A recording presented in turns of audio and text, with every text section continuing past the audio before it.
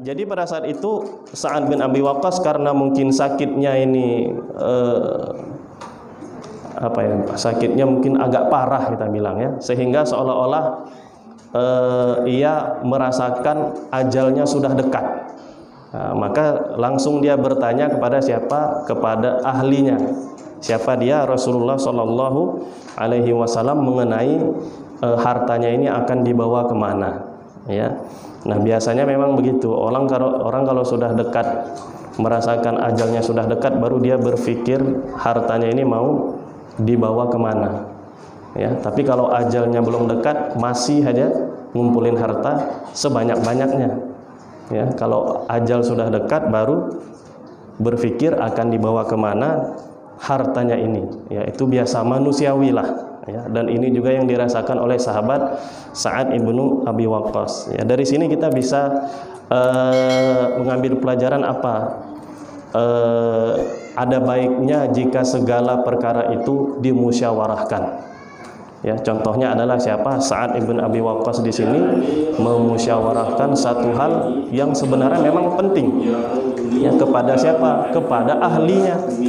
Ahlinya siapa? Nabi Muhammad sallallahu alaihi wasallam. Ya, la khaba man istakhara wala nadima man istasyara. Ya, tidak akan rugi orang yang beristikharah dan tidak akan menyesal orang yang bermusyawarah. Yaitu mathalul Arab. Ya, perumpamaan orang-orang Arab. Ya, apa yang kemudian ditanyakan kepada Rasul sallallahu alaihi wasallam oleh Sa'ad bin Abi Waqqas, afa atasaddaqu bi thulutsai mali, ya, apakah aku boleh bersedekah dengan 2/3 hartaku? Ya, kata Sa'ad kepada Nabi. Ya, maka kata Nabi apa? Tidak boleh. Ya, jadi bersedekah dengan 2/3 harta, ya, ketika sudah mendekati ajal ini tidak boleh. Karena apa? Karena dikhawatirkan di dalam uang tersebut masih banyak hak-hak siapa? Hak-hak ahli waris. Ya, dan nanti Nabi SAW mengatakan sebabnya, bahwasanya lebih baik engkau tinggalkan ahli warismu di dalam keadaan yang berkecukupan, atau dalam keadaan kita katakan dalam keadaan kaya. Itu lebih baik daripada apa? Daripada engkau tinggalkan ahli warismu dalam keadaan miskin atau fakir atau berkekurangan.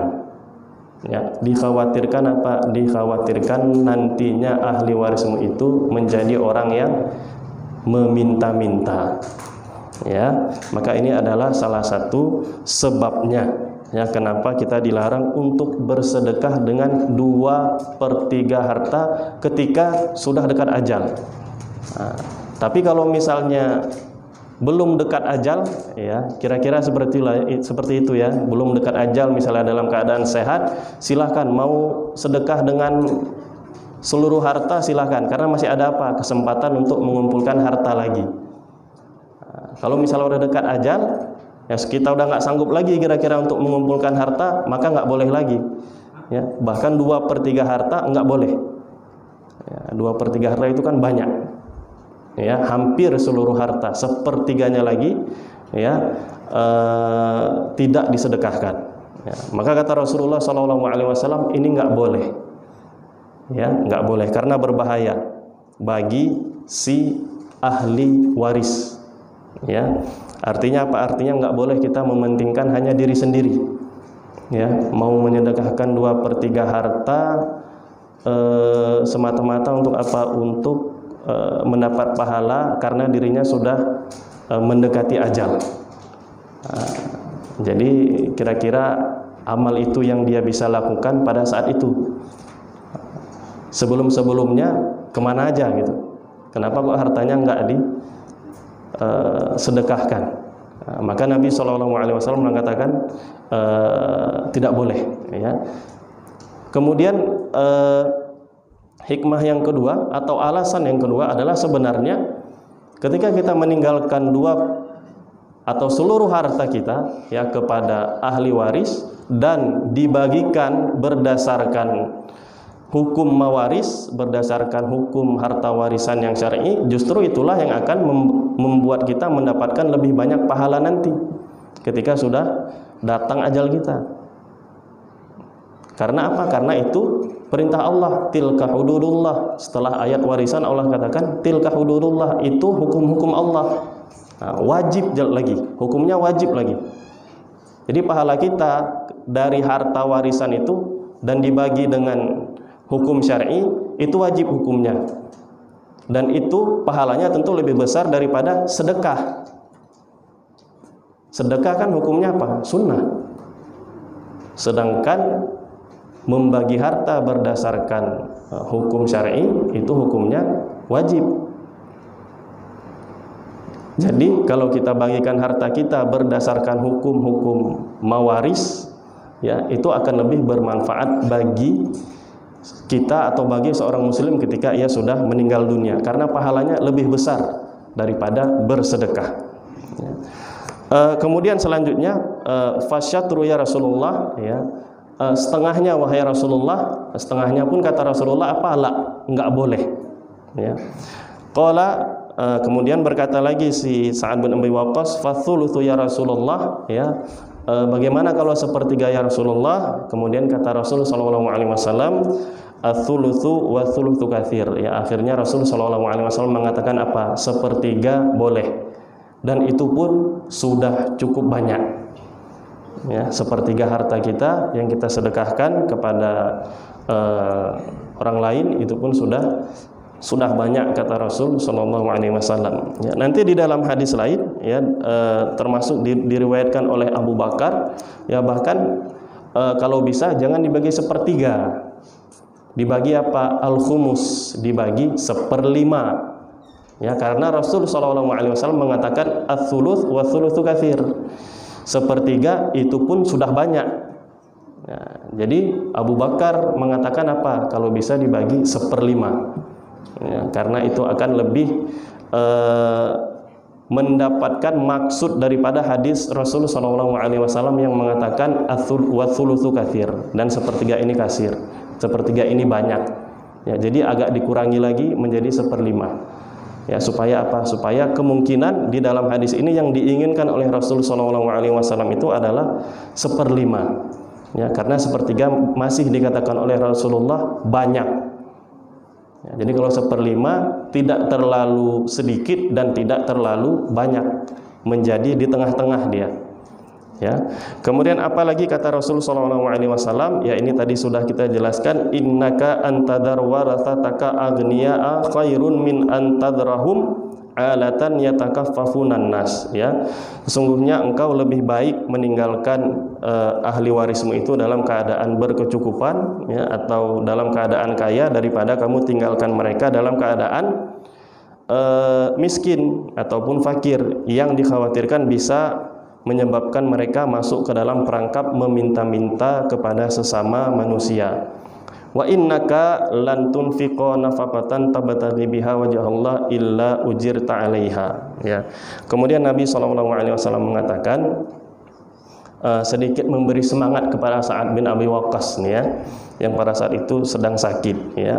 Artinya sesungguhnya engkau wahai Sa'ad bin Abi Waqqas ya, apapun yang engkau berikan nafkah kepada keluargamu, yang dimana dalam pemberian itu engkau ikhlas terhadap Allah Subhanahu wa taala, hanya mengharapkan wajahnya, pasti kamu akan mendapatkan ganjarannya, pasti kamu akan mendapatkan pahalanya ya. Jadi Nabi sedikit menghibur Sa'ad bin Abi Waqqas bahwasanya enggak usah takut dengan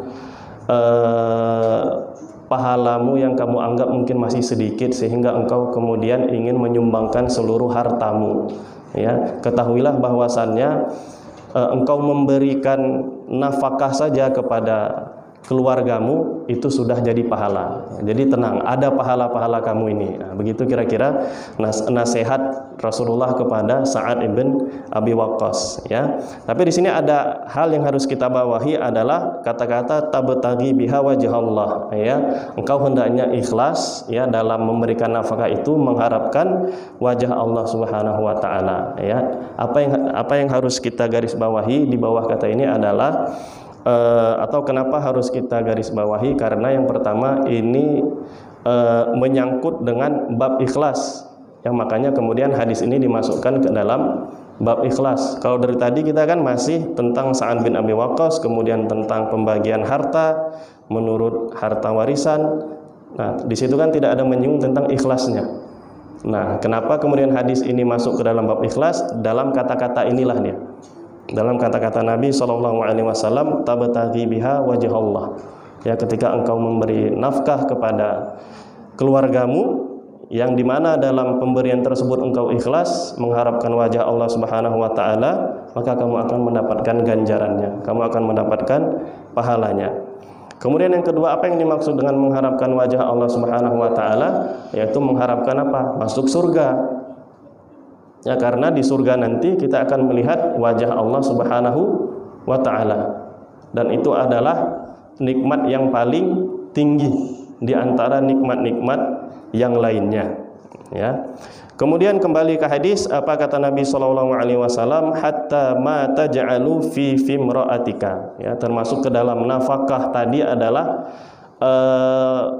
satu suap, ya, makanan yang engkau berikan kepada istrimu pun itu juga akan diberikan ganjarannya atau ada pahalanya dari Allah Subhanahu wa taala.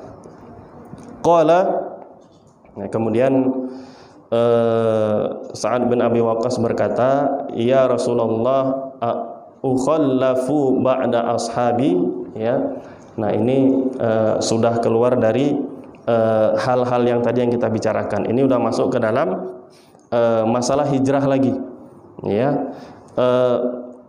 Sa'ad bin Abi Waqqas di sini mengatakan, wahai Rasulullah, aku khawatir kalau aku tidak bisa mengikuti para sahabat yang lainnya, yaitu mereka masih ada di kota Madinah, ya, karena pada saat itu Sa'ad bin Abi Waqqas kan sakit, ya, sakitnya parah, dan dia takut akan tiba ajalnya pada saat itu, sedangkan posisinya pada saat itu ada di kota Mekah, ya.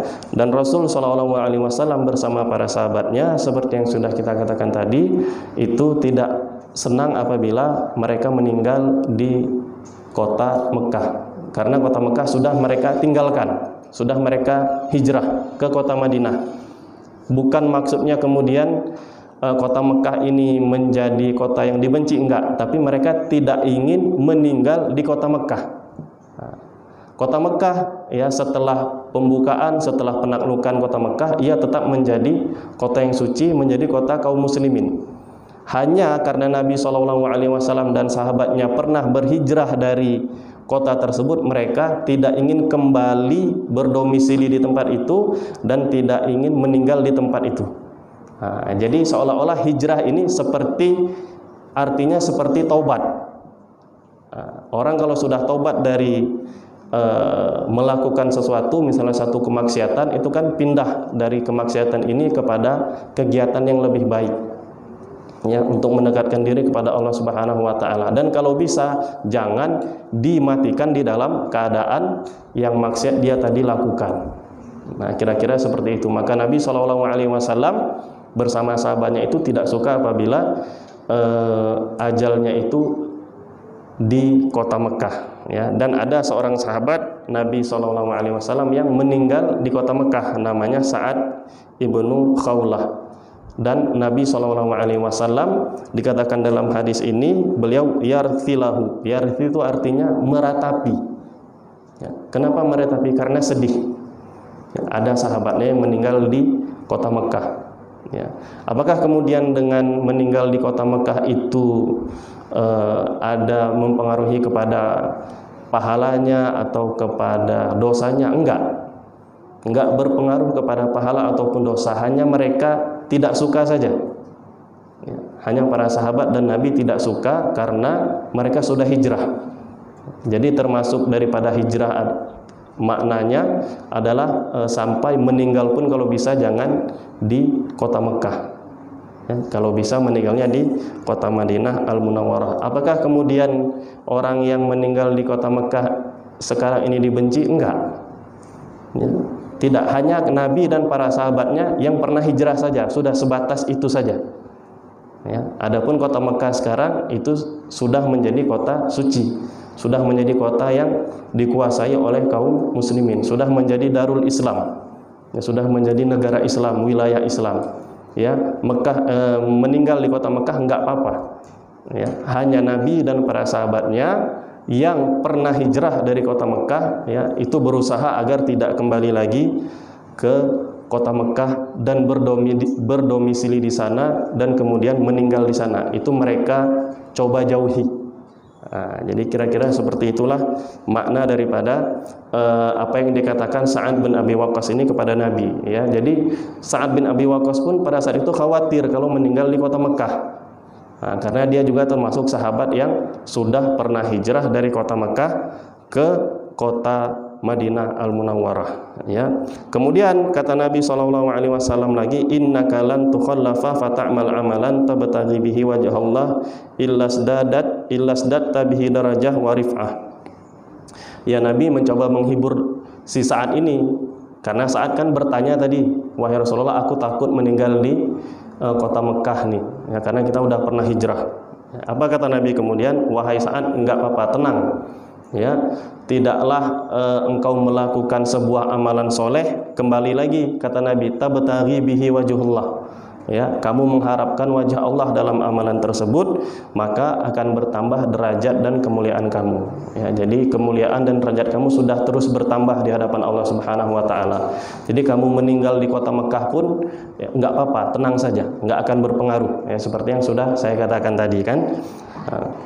Wala'allaka an tukhallafa hatta yang tafi'a bika aqwamun wa yadurra bika akharun. Ya, ini doa Nabi. Nah, doa Nabi kepada Sa'ad bin Abi Waqqas. Ya, semoga kamu hidup. Ya, setelah sakit ini semoga kamu hidup. Ya, lebih panjang lagi umurmu wahai Sa'ad bin Abi Waqqas, dan banyak manusia yang mendapatkan manfaat dari dirimu, dan ada juga orang-orang nantinya yang akan mendapat atau kita bilang takut ya dari mudarat yang kamu miliki.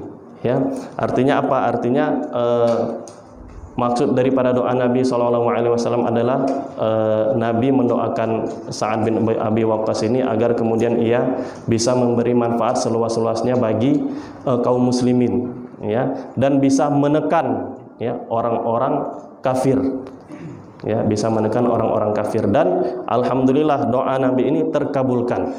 Ya, ternyata apa yang dikhawatirkan oleh Sa'ad bin Abi Waqqas pada saat itu, ya, yang karena sakit sudah parah seolah-olah ia merasakan ajalnya sudah dekat, itu tidak terjadi. Ya, yang terjadi apa? Sa'ad bin Abi Waqqas ini kemudian apa?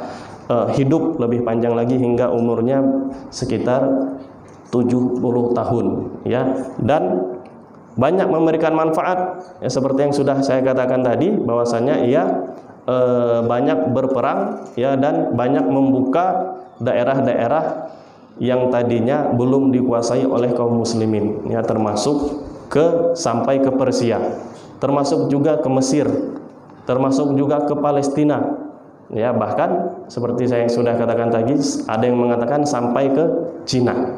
Ya, jadi manfaat yang didapatkan oleh kaum muslimin banyak dari Sa'ad ibn Abi Waqqas, ya. Nah, saya kira cukup sampai di sini ya pembahasan kita mengenai hadis yang ke-6 ini. Ya, hadis ini diriwayatkan oleh Al-Imam Bukhari dan Imam Muslim, ya, muttafaqun alaih, ya, disepakati oleh kedua imam yang meriwayatkan hadis-hadis sahih, ya. Mudah-mudahan ada manfaatnya untuk kita semua. Saya tutup dengan kafaratul majlis. Subhanakallahumma rabbana wa bihamdika asyhadu an la ilaha illa anta astaghfiruka wa atubu ilaik. Wabillahi taufik wal hidayah. Wassalamu alaikum warahmatullahi wabarakatuh.